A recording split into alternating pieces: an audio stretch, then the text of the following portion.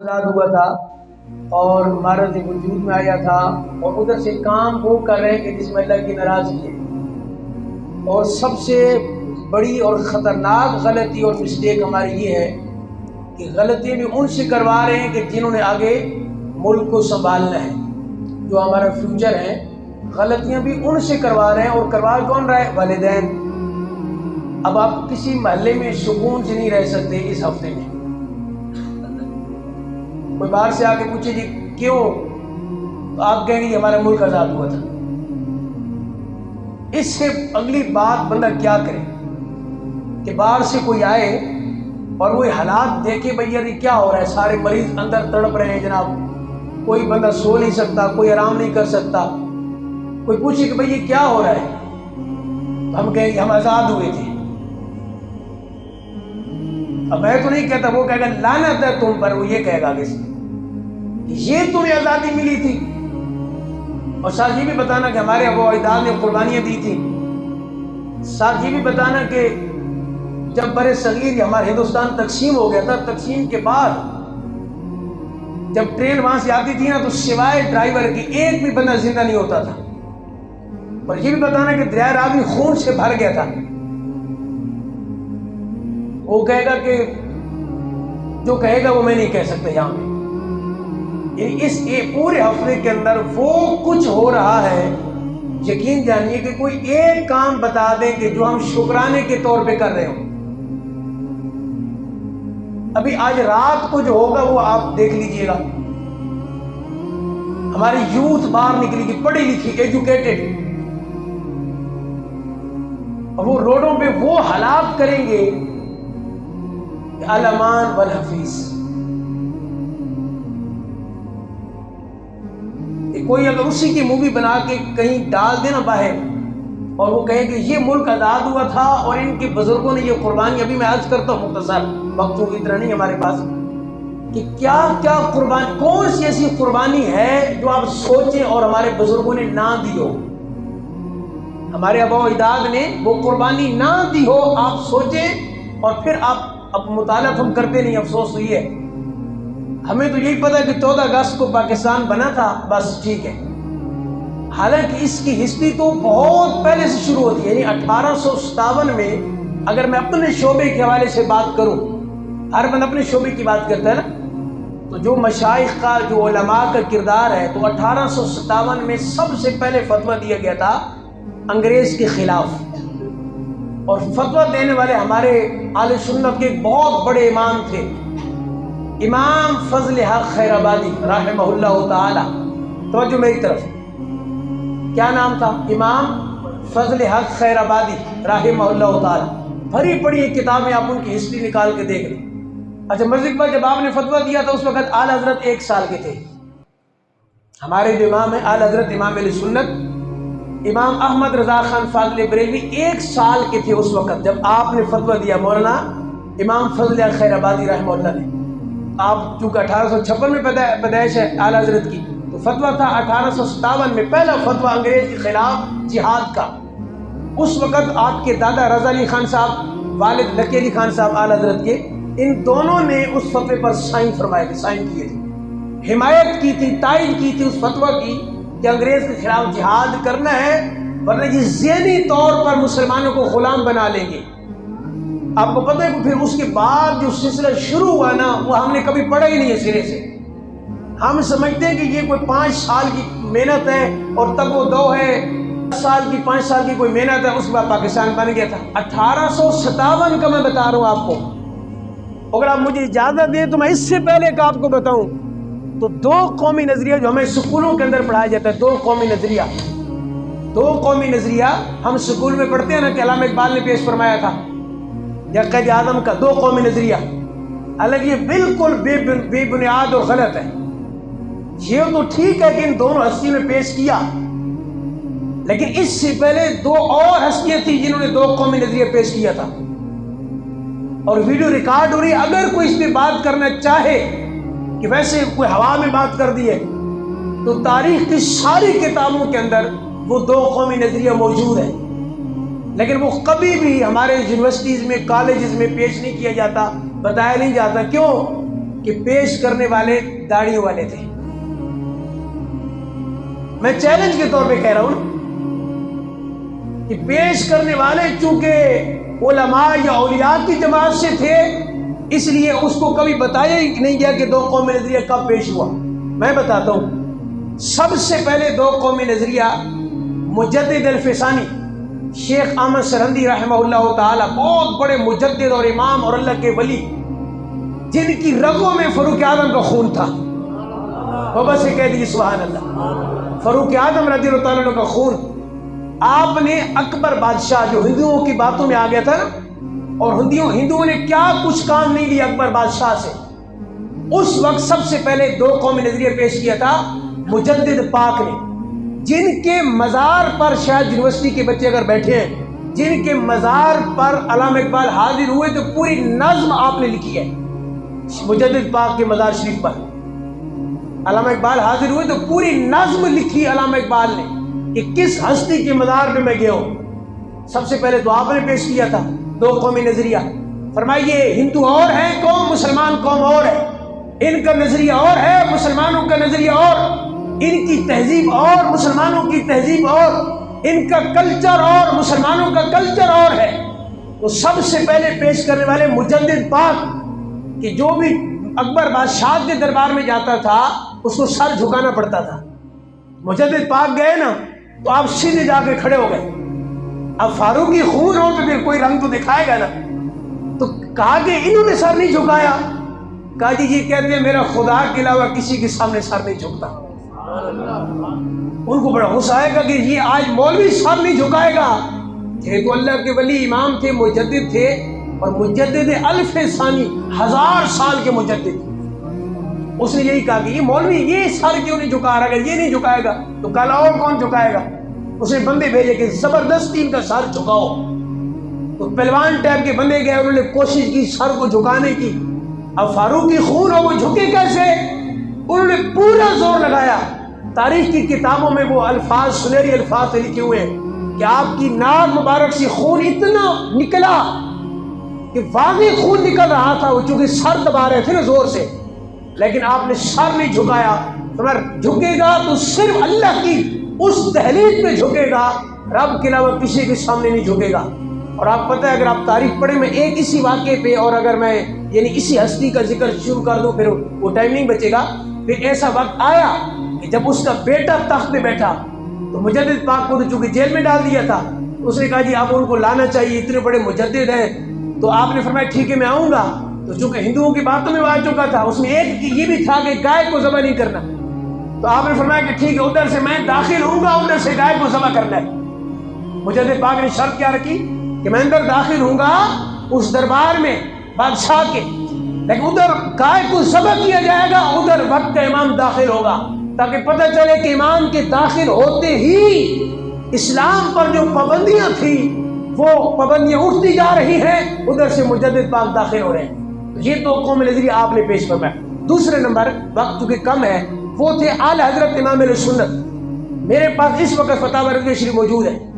عوام کو تو چھوڑ دیں، ہمارے شعبے کے لوگوں کا اس پر مطالعہ نہیں ہوتا. یعنی جلد نمبر 14 فتاوی رضویہ شریف اعلی حضرت کا مشہور فتاوی ہے، اس کی جلد نمبر 14 کے اندر 3 مواقع پہ میرے امام نے 3 رسالے لکھے. آپ نے نمبر 1 جب تحریک خلافت چلی، اب ہر ایک پہ ڈیبیٹ کرو تو لمبا وقت ہے. تحریک خلافت، پھر تحریک ہجرت، تحریک ترک موالات، یہ 3 مشہور تحریک اعلی حضرت کے دور میں چلی. تحریک خلافت، تحریک ہجرت، تحریک ترک موالات. ان تینوں موقعوں پر میرے امام نے ایک رسالہ لکھا ہے.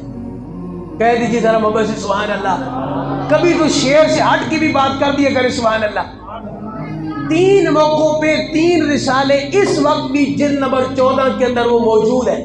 آپ نے پوری قوم کی رہنمائی فرمائی ہے، لیکن ہمارا مطالعہ نہیں ہے، ہمیں نہیں معلوم. 2 قومی نظریہ دوسری ہستی پیش کرنے والی اعلی حضرت مجدد دین و ملت الشاہ امام احمد رضا خان فاضل بریلوی رضی اللہ تعالیٰ عنہ آپ ہیں. جب گاندھی کے دور میں آپ کو معلوم ہے، یہ تحریک ترک موالات کی بات کر رہا ہوں، اس دور کے اندر بڑے بڑے علماء گاندھی چونکہ بہت پائے کا سیاسی تھا، 2 نمبری میں یہ ساتھ بتا دوں نا، 2 نمبری میں پائے کا سیاسی تھا، تو اس نے ایسی تحریک چلائی کہ بڑے بڑے علماء بیٹھ گئے، علماء نے منبر پہ بٹھا دیا تھا گاندھی کو، میں نام نہیں ذکر کروں گا، کوئی اور مسلک کا تھا، اس نے منبر پہ بٹھا دیا ہندو کو کہ چونکہ یہ بڑی جہاد کی بات کر رہا ہے۔ اب وہ جہاد کی کیا بات کر رہا ہے؟ وہ یہ کہہ رہا تھا کہ ہم مل کے انگریز کو باہر نکالتے ہیں، آئے مل کے ہم اس کے خلاف جنگ کرتے ہیں، جہاد کا اس نے لفظ نہیں کہا ہوگا، لیکن مسلمان اور ہندو مل کر انگریز کو ہم یہاں سے بھگائیں گے۔ سب نے کہا جی کیا بات ہے، کیا بات کی ہے، اور علماء، وقت کے علماء، ان کے نام موجود ہے میرے پاس، کہ جنہوں نے کہا بالکل ٹھیک ہے۔ سب سے پہلے جس ہستی نے فتویٰ دیا، علماء سارے ایک سائڈ پر کھڑے تھے اور محمد عربی کا غلام ایک سائڈ پر کھڑا تھا، وہ اعلی حضرت امام اہل سنت تھے کہ جنہوں نے پوری کتاب لکھ کے بتایا کہ مسلمانوں تم کس کے پیچھے جا رہے ہو؟ گاندھی کے پیچھے۔ آپ نے بڑی خوبصورت بات کی اور مثال کیا دی آپ نے، فرمایا کہ فر من المطر وقام تحت المیزاب، یہ تو وہی مثال ہے جیسے کوئی بارش سے بچے کہ یار میں گیلا نہ ہو جاؤں اور باغ کے پرنالے کے نیچے کھڑا ہو جائے۔ مثال کیا دی ہے کہ کوئی بارش سے بچے کہ میں گیلا نہ ہوں، بارش سے بھاگ کے آئے، دیوار کے سائے میں آئے اور پرنالے کے نیچے کھڑا ہو جائے تو بارش میں کھڑا رہتا۔ اب اس کی میں کھولوں گا تو سمجھ آئے گی۔ فرمایا اللہ کے بندو، اگر تم ان کے خلاف مل کر انگریز کو نکالو گے تو ٹھیک انگریز نکل جائے گا، اس کے بعد ہندو تمہارے اوپر قابض ہو جائیں گے، تو پھر تمہاری کوشش کا کیا فائدہ ہوا؟ انگریز تو نکل جائے گا، لیکن جیسی انگریز نکلے گا، گاندھی کی سازش یہ ہے کہ انگریز کو نکالنے میں مسلمان ہمارے ساتھ تعاون کریں، جیسے انگریز نکلے گا اس کے بعد ہم مسلمانوں پہ قابض ہو جائیں گے۔ فرمایا جیسا جہاد، اعلیٰ نے فرمایا جیسا جہاد ہمارا انگریز کے خلاف ہے ویسا ہی جہاد ہمارا ہندو کے خلاف بھی ہے۔ یہ سب سے پہلا فتویٰ اعلیٰ حضرت امام علیہ سنت نے کی۔ یہی تو 2 قومی نظریہ ہے۔ اب وہاں 2 قومی نظریہ کے الفاظ نہیں ہیں تو اس کا مطلب یہ ہے کہ آپ کہو کہ 2 قومی نظریہ ان 2 شخصیات نے پیش کی ہے، انہوں نے اس کو پیش کیا، کوئی شک نہیں ہے، لیکن یہ مجدد پاک سے چلا آ رہا ہے، اور میں اگر بہت پیچھے لے جاؤں اس بات کو، 2 قومی نظریے کو، تو یہ سب سے پہلے آمنہ کے لال نے پیش فرمایا تھا۔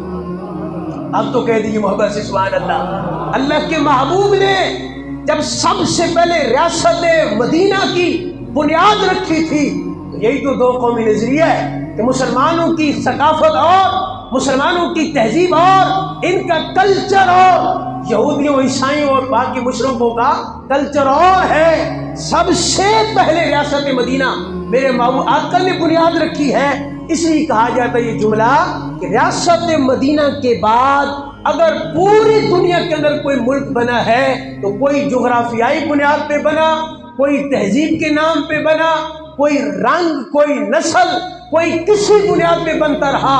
ریاست مدینہ کے بعد اگر کوئی ملک کلمہ کی بنیاد پہ بنا تو ملک پاکستان بنا ہے۔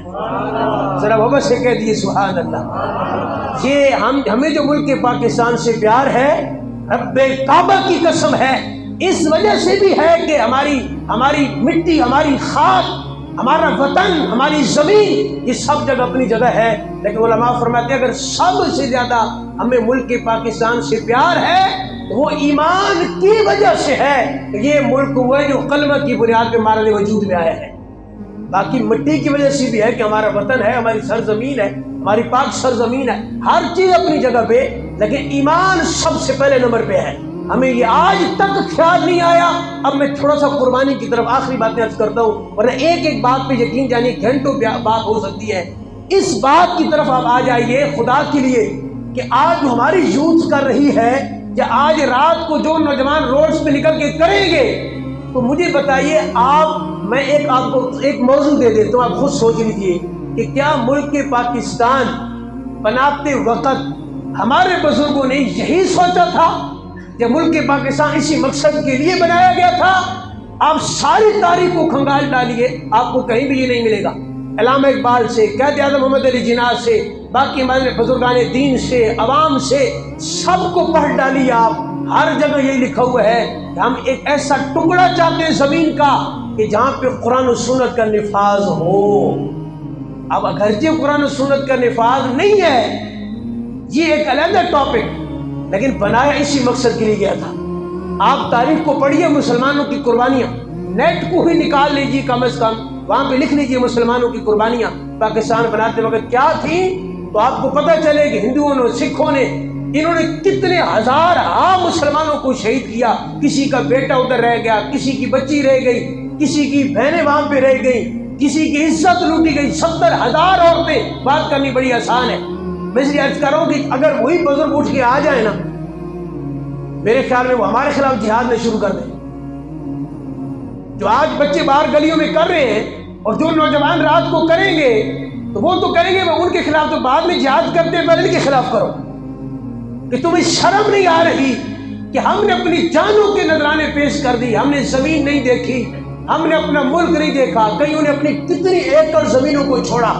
ہجرت کی وقت دیکھ لینا، یہ سب سے بڑی ہجرت ہے جو اس موقع پر ہوئی ہے. بہت بڑی ہجرت ہے.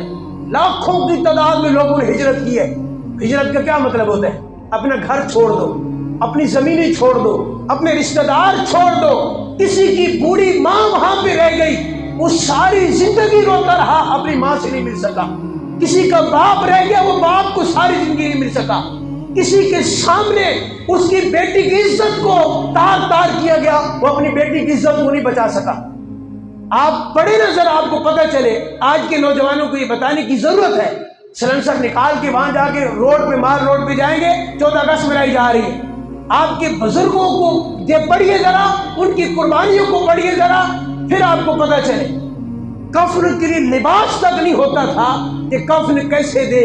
کہیں کوئی شہید ہو گیا تو 20 دن کے بعد پتہ چلا کہ یہ مسلمان کی میت ہے، اس کا تو جنازہ ہی نہیں پڑا گیا، اس کو تو کفن نہیں دیا گیا. اور کسی جگہ پہ، کسی فصل کے اندر، گنے کی فصل میں لاشیں نکل رہی ہیں، ندی نالوں کے اندر ان کا رنگ تبدیل ہو گیا خون سے، مسلمانوں کے خون سے، جس کی حرمت میرے مصطفیٰ نے فرمایا تھا کعبۃ اللہ سے زیادہ ہے مسلمان کی حرمت. تو آپ پتہ نہیں کون سی یہ آزادی کے نام پہ آپ کیا کچھ کرتے ہیں. تو قرآن میں فرمایا وَأَمَّا بِنِعْمَتِ رَبِّكَ فَحَدِّثْ. یہ نعمت کا چرچا کرنا ہے تو اس انداز سے کرنا ہے. آپ نے یہ نعمت کا چرچا ہو رہا ہے، کل پرسوں سے یہاں پہ کیا نہیں ہو رہا.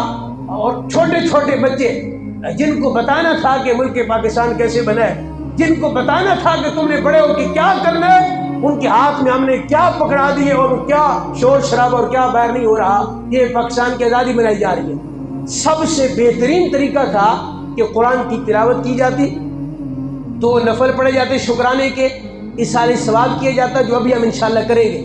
اور جنہوں نے قربانیاں دی ہیں، مجدد پاک سے میں نے کہا، وہاں سے لے کر آج تک ان تمام شہداء کو اصالہ ثواب کیا جاتا. پھر بیٹھ کے اللہ کا شکر ادا کیا جاتا. جنہوں نے قربانیاں دی انہوں نے ملک ہی نہیں دیکھا. افسوس تو یہ ہے، جنہوں نے قربانیاں دی ان میں سے اکثر نے ملک ہی نہیں دیکھا. کوئی راستے میں ذبح ہو گیا، کوئی قربان ہو گیا، کوئی کہیں کا کہیں رہ گیا. انہوں نے ملک دیکھا نہیں. قربانیاں انہوں نے دی ہیں، محنت انہوں نے کی ہے. یہ وہی بات ہے کہ کوئی سارا دن محنت کرے اور پیسے کمائے اور کھانا بنائے، اور جب کھانا دسترخوان پہ لگ جائے تو کھانے والے اور آ جائے. ہمارا یہ حال ہے. ہمارا یہ حال ہے کہ ہمیں دسترخوان پہ لگا ہوا کھانا ملا ہے، اس لیے ہمیں کوئی قدر نہیں ہے کہ اس کی کیا قدر کرنی ہے. باقی اوپر کے حالات تو اور ہیں. انہوں نے جواب اپنی جگہ جا کے دینا ہے. جنہوں نے ملک کا بیڑا غرق کر دیا ہے انہوں نے تو جواب دینا ہی دینا ہے نا. لیکن میں نے اور آپ نے بھی تو جواب دینا ہے. جو جہاں پر ہے وہ وہاں پر ہی اپنا جواب دے ہے. آج ہمیں یہ بھی کہا جاتا ہے کہ کیا منائے ملک کی آزادی، اور کیا ملک تو صحیح آزاد بھی نہیں ہے.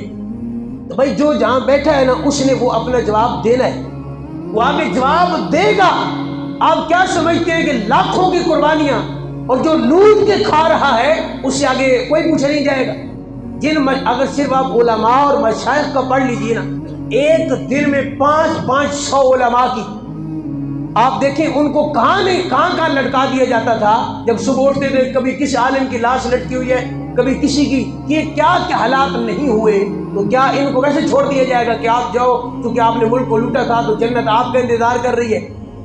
تو جو جہاں بیٹھا ہے اس سے اسی کا سوال ہوگا.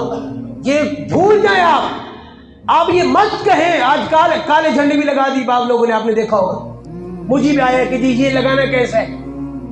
اب افسوس تو یہ ہے کہ جس جماعت کے ساتھ کوئی تھوڑا بہت مسئلہ ہو جائے، زیادتی ہوتی ہے، تو یہاں پہ کس کے ساتھ زیادتی نہیں ہوئی؟ اس کا مطلب یہ کہ آپ کالے جھنڈے لگا دیں کہ ہم آزاد ہی نہیں ہو، تو پھر جاؤ اس ملک میں، آپ آزاد ہی نہیں ہو، آپ کسی اور ملک میں چلے جائیں۔ جس جماعت کے ساتھ کوئی مسئلہ ہو وہ سیدھا پاکستان پہ اٹیک کرے گا۔ میں تو جہاں کی آزادی نہیں مانتا سرے سے، تو پھر آپ رہے کیوں رہے؟ آپ جائیں پھر یہاں سے۔ یعنی یہ عجیب سی بات ہے کہ جو جس جماعت کے ساتھ ہے، اللہ کے بندو، جماعت بعد میں ہے، لیڈر بعد میں ہے، یہ سب کچھ بعد میں ہے، پہلے ملک ہے، اور اس سے پہلے ہمارا کلمہ ہے، ہم مسلمان ہیں۔ ہم ماذا اسلام کو بھی پیچھے رکھ دیتے ہیں، ہم ملک کو بھی پیچھے رکھ دیتے ہیں، ہمارا لیڈر سب سے آگے۔ میں کسی کا نام لیے بغیر کہہ رہا ہوں کہ جو جس جماعت کے ساتھ ہے، جب بھی اس کے ساتھ زیادتی ہوتی ہے وہ اٹیک کس پہ کرتا ہے؟ ملک پہ اٹیک کرتا ہے۔ ملک اس میں کیا قصور ہے؟ ملک تو آپ سے، مجھ سے، ان سب سے ملک ہے۔ تو یہ ایک میری گزارش ہے خدا کے لیے، ہر بندہ اپنی اپنی جگہ پہ جو کر سکتا ہے وہ کرے۔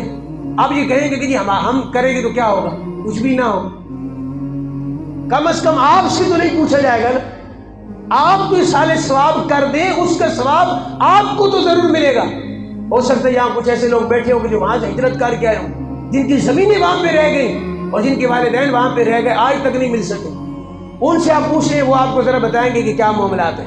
خدا کے لیے یہ ملک بہت اہم ہے، اور کلمے کی بنیاد پہ میں نے عرض کر دیا یہ بنا ہے، اس کی بڑی شان ہے۔ آخری ایک بات بتاؤں گا، اب دیکھیں ہمارے علماء نے تو اپنے کہا، مشائخ نے، جنہوں نے، لیڈران نے جو قربانیاں دی ہیں، اس وقت اگر وہ یہ کہہ دیتے کہ جی ہم تو چونکہ یہ نہیں کرتے، ہم کیوں قربانیاں دیں، تو آج یہ ملک ہمارے پاس ہوتا؟ قطعاً نہ ہوتا۔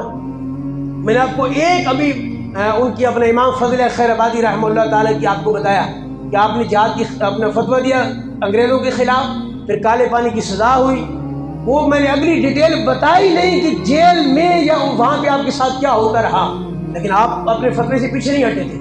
پھر جس نے اس فتوے پر سائن کیے تھے، اعلیٰ حضرت کے دادا جان، ان کے والد صاحب، باقی تمام علماء جس نے بھی اس فتوے پر سائن کیے تھے، وہ سارے پکڑے گئے تھے۔ ان سب پر ظلم و ستم ہوا۔